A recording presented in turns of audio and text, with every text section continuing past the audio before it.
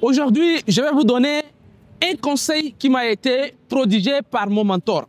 Il m'a dit que Justin, si tu veux te lancer en business, il y a 4 piliers que tu dois avoir et maîtriser.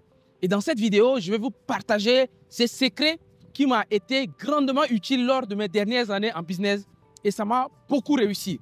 Je vous partage tout ça dans cette vidéo.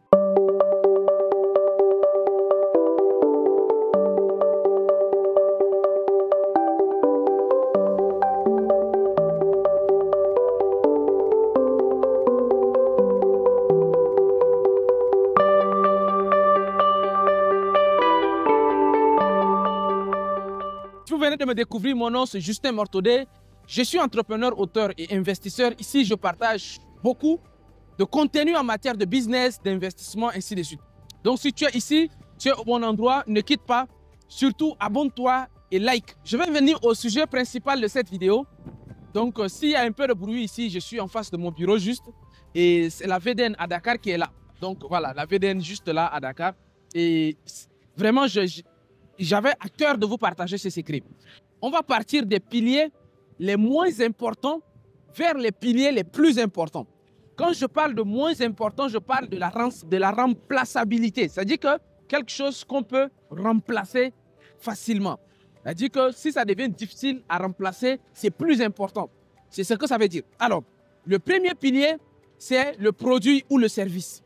Si vous voulez vous lancer dans un business, cherchez à avoir un produit ou un service. Si vous voyez un business qui n'a pas de produit ou bien qui n'a pas de service, ce n'est pas un business. Je vois beaucoup de personnes qui se font arnaquer parce qu'on leur fait comprendre quelque chose, c'est révolutionnaire, mais quand au fond, il n'y a pas de produit, quand au fond, il n'y a pas de service, ce n'est plus un business. Il faut vraiment, je ne sais pas, peu importe votre domaine d'activité, il faut que vous proposez une valeur, quelque chose dont les personnes, lorsqu'ils vont te donner de l'argent, ça va les servir, que ce soit tes services ou bien tes produits. Donc, premier pilier d'un business, c'est produit ou service.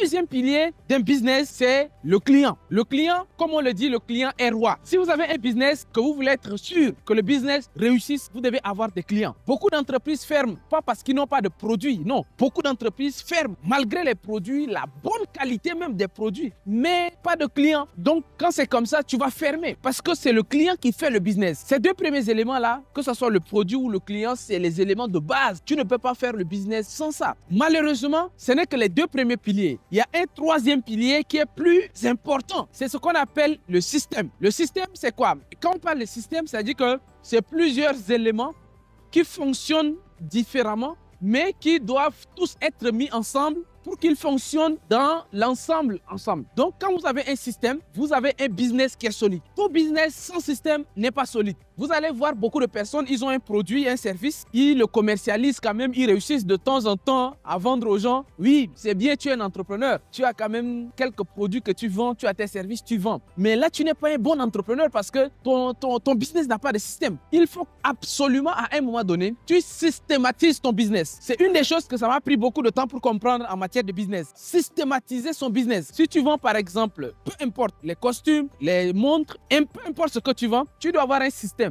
Comment je touche les prospects chaque jour? Que cela ne dépende pas de toi. Il faut que chaque jour, de nouveaux clients, de nouveaux prospects soient touchés. Il faut que chaque jour, il y a de nouvelles ventes. Voyez, non, c'est tout un système, quoi. Donc, quand tu n'as pas un système, tu es un entrepreneur, mais tu travailles comme un salarié encore. Parce que chaque jour, tu te lèves le matin, tu ne sais pas ce que tu vas faire, c'est le patron qui... Non, non, non. Il faut avoir un système.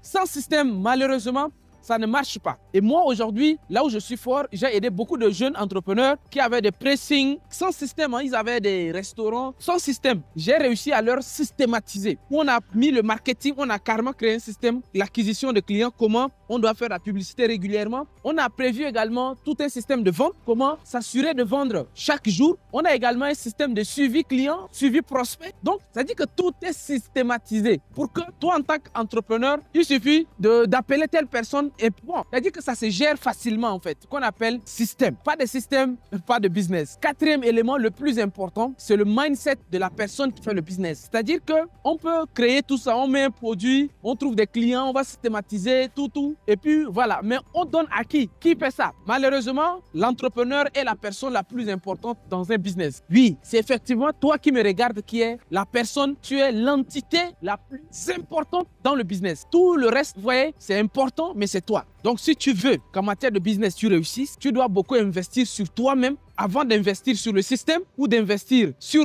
l'acquisition des clients ou bien sur le produit. C'est toi. C'est sur toi que tu investis le plus parce que tu es l'élément le plus important dans le business. Et ça, c'est Justin qui te le dit. D'ici là, portez-vous bien, au revoir et à très bientôt pour de nouvelles vidéos. Ciao.